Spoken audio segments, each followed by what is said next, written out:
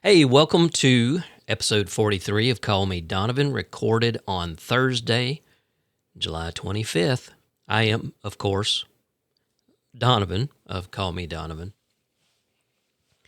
So I've actually wound up making more episodes this week than I normally do. Of course, if you follow me, then Monday had to do with an illness with our oldest cat, and then Tuesday was the passing of our oldest cat. So it kind of put off some of the topics that I wanted to talk about in my episodes.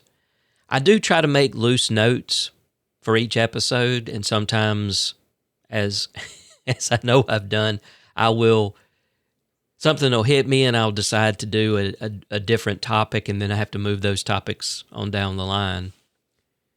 And also today is 425 days of alcohol retirement. So, where's I always forget this. I need my applause.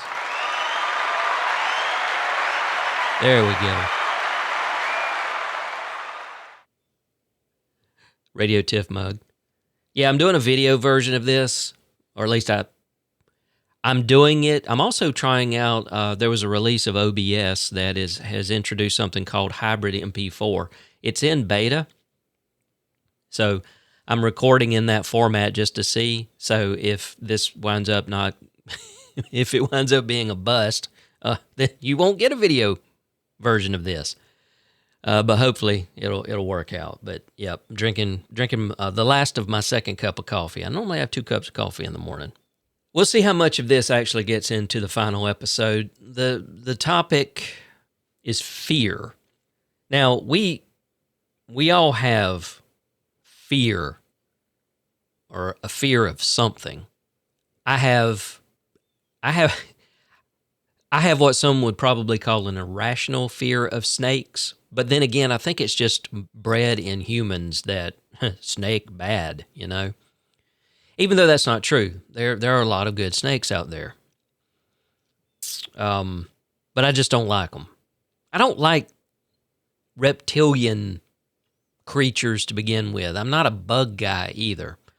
So I don't suffer from a severe bout of arachnophobia, but I also don't like spiders. It's not like I will quiver in fear around spiders. I will fucking get out of the way if there's a snake anywhere around.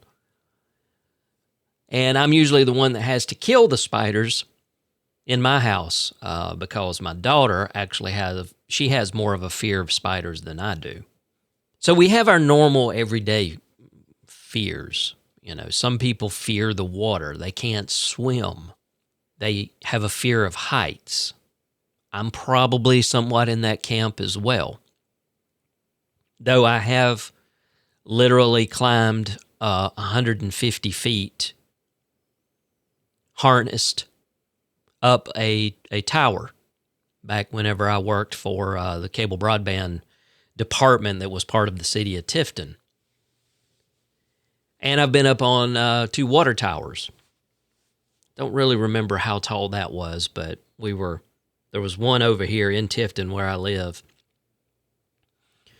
And I went up it because we were testing out a wireless internet product that we were looking at. Maybe we could deploy. It wound up turning out to be just complete shit. I mean, the idea was cool.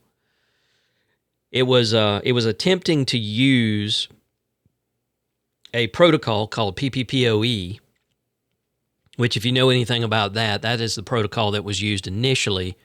I don't think it's used that way anymore, but when DSL first came out on the scene, they basically took the way dial-up worked, and dial-up used PPP, and then this was PPPoE, which was PPP over Ethernet. Don't ask me what the PPP stands for right now. I'm not going to look it up, and that is so long ago, I can't remember.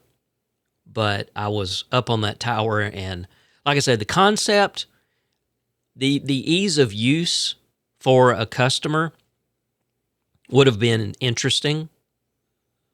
Because we were still back in those days, we were still back where even when we put a cable modem in, it usually was connected straight to one computer. It's not like it is today for a lot of us where, I mean, the provider's going to give you a modem that has Ethernet ports on it most of the time and will also do Wi-Fi, which I absolutely despise those combo units. Because if one part of it breaks, then the whole damn thing is useless. So I like division of technologies, so to speak. But then again, that's the way I operate because that's my business and that's the way I deploy it for my clients. Boy, I got off on a tangent on that one. But anyway, so fear of heights, fear of the water. There's a lot of different fears out there. I mean, I could probably do a query, do a search, and just get a plethora of different fears and phobias. But I guess I'm mainly talking about those other types of fears, maybe fear of self. And that might not be the right way to explain it, but I'm going to try to flesh this out so you kind of get an idea of what I'm talking about. Because fear, rational or irrational, seems to be one of the biggest factors for holding people back. I was born and raised as an only child. My mother was told by the doctor, and it's not like she had a difficult time, as far as I've ever been told, it's not like she had a difficult time giving birth to me. I wasn't necessarily a big child. I think I was or a big baby. I was like 6 pounds and something. At one point, I think as I was growing up, I did butterball, and then I had this whole bout where I accidentally drank kerosene and damn near died. And they said after that, I became kind of a skinny beanpole. You look at me now, maybe I need some more kerosene. But that's a joke. But I was an only child, and Mom was told by the doctors, don't try to have another child. And this was before she was even diagnosed with scleroderma. So I don't know what what that was all about, but, it is what it is, I guess. So I didn't have any brothers or sisters to share anything with, or, I was kind of isolated. I mean, I did have friends, but I guess I was almost like in this bubble growing up to a point. I had relatives. I had my first cousin, Patty. We were thick as thieves there for a little bit, and then her mom and dad got a divorce, and then there was all this other kind of stuff. And I can't recall the last time I actually verbally spoke to her. I think I texted. She was in Georgia at some point, and we were going to try to get together, have lunch or something, but that never panned out. I guess I was definitely an introvert. And to a degree, I still am, but I've overcome that a great deal in the last 20 years, mainly because of have to. There was always this fear that I was not, growing up in school, especially when you get to high school, man. High school can be brutal. And I'm Gen X. I grew up in the 80s. That was the decade that made me. It was a decade that made my wife. I mean, it's a decade that made a lot of us. We are the hold my beer generation. In this case, hold my coffee. But I had friends that they weren't only children. They had a brother or a sister or multiples. And I'm not saying that being an only child is the linchpin of this fear. But my first, I'm going to say it was a rational fear, was the fear of being embarrassed, the fear of looking like a fool. I remember there was a time that we had to give an oral book report. You remember those? I'm not even sure they do those in school anymore. And I knew this was coming for like a week. and I can still have somewhat of a memory of the way that classroom looked. And I couldn't sleep for a week. I was dreading having to get up in front of my classmates, this scrawny, funny-looking kid,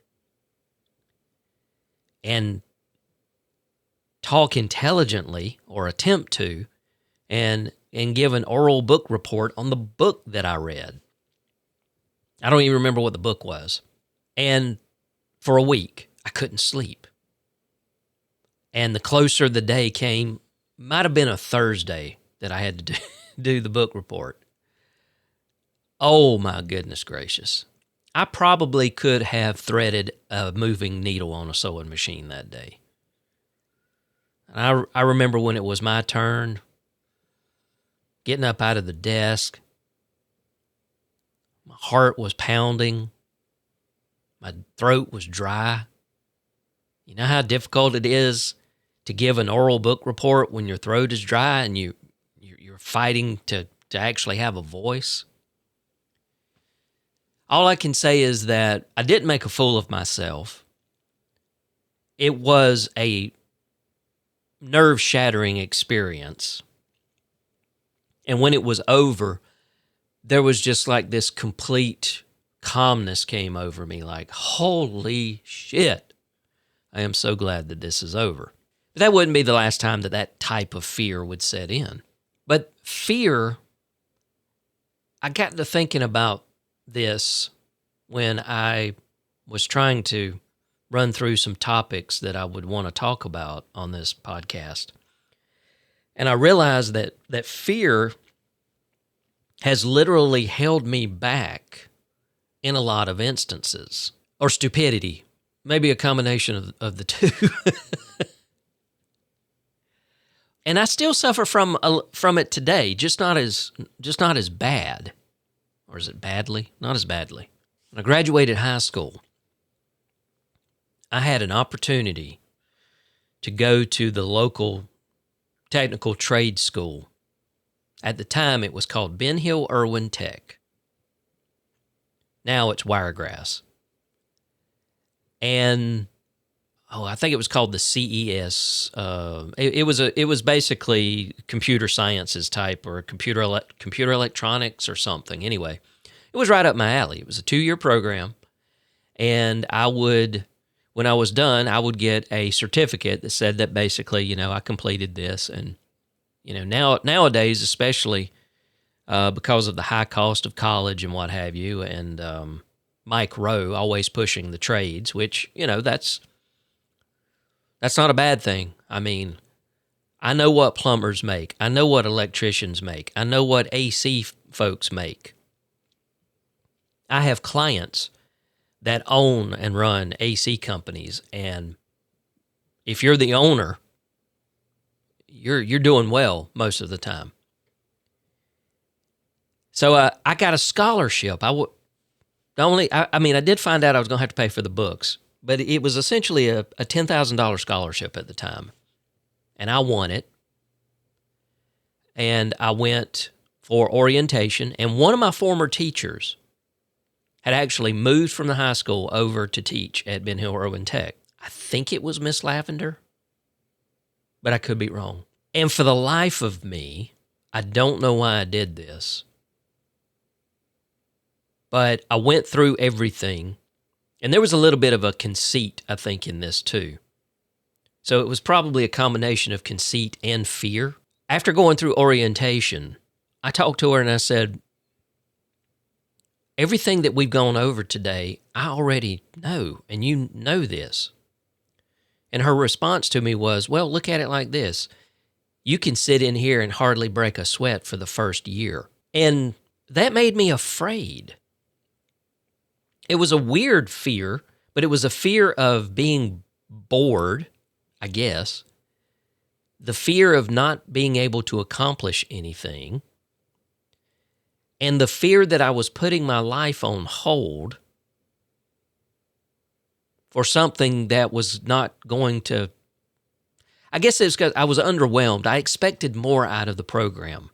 Now, truth be told, they killed the program a year later and replaced it with the telecommunications program. So I'm not entirely sure how that worked out for the students that were enrolled in the CES program, but it was probably a good thing that it turned out that way.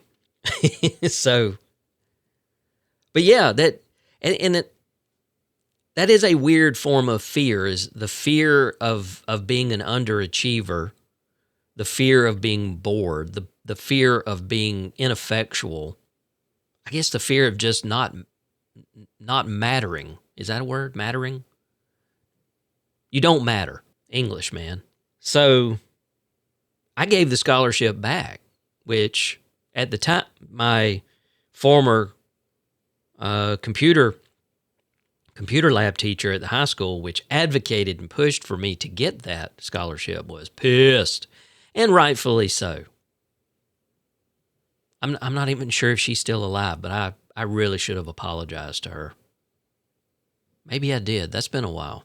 That's been a while. That was 1988. And I was like, the hell with this. I'm gonna get into the workforce, which I was already working part-time jobs. So that was, to me, that was an example. That was an example of fear. Another one, which I started trying to overcome when I went to work for the city, was, speaking in front of people, being afraid to actually meet new people. And you miss out on a lot of opportunities if you don't introduce yourself and actually find and meet these people and strike up conversations. You might find that you have a lot in common. You might find you have nothing in common. Or you might find that there's some middle ground, and then they discover who you are and what you can do and what you're about, and it may just open doors and opportunities for you.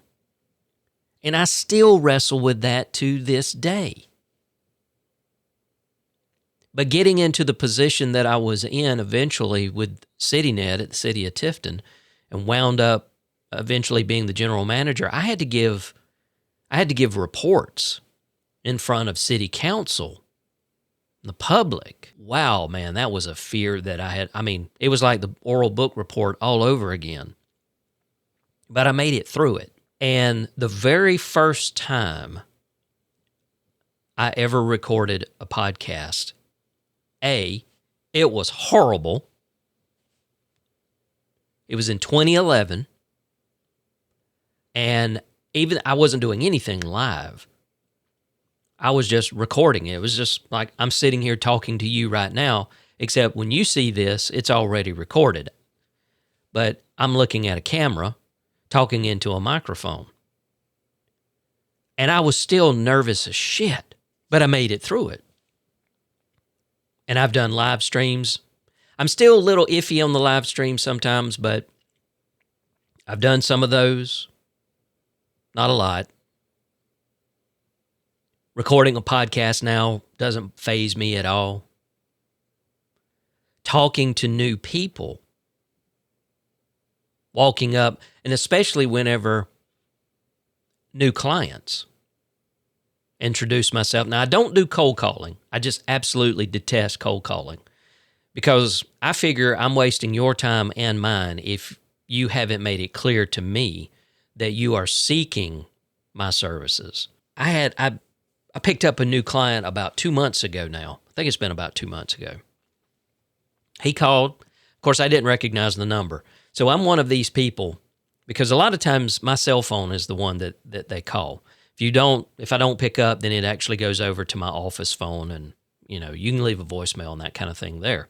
I didn't recognize the number. So he called. I listened to the voicemail, and I called him back. And he and I wound up having like a 20-minute, almost half-hour-long conversation that had absolutely nothing to do with what it was that he called me about, what he needed my assistance with, to utilize my services with. And then when I met him in person, it was just like, this is somebody that I've known for the last 20 years. I got over that initial momentary fear of who this person was and how our business relationship was going to go. And I don't think you ever fully, truly get past all these fears. You have to push through. that's like, I know one of the things that's holding me back on something else that I do, which is Tifton Talks, tiftontalks.com, the Facebook group, the Facebook page, and the newsletter. One of the things I know that's holding me back is I need to be out and about and more active so that I can gather more stories, I can gather more pictures and content, and really be seen. I will be perfectly honest with you on this one. I'm not sure if that's fear of failure or just laziness. It could be a little bit of both. You know, the fear may be allowing me to be lazy, if that makes sense. And there's also that little tickle in my brain is like, is it worth it? Is it worth taking the time, putting in the effort for this thing that you're trying to do? To be a notable, hey, Tifton Talks probably has the information person. Is it even worth it? Do I even want to be that? I don't know. I really don't know. It's weird. As much as I don't like talking to people, as much as I don't like necessarily being around people, I find that I start enjoying myself when I can have good conversations with people. And I suppose that's the reason why I spun off and created a separate company called Tifton Media Works.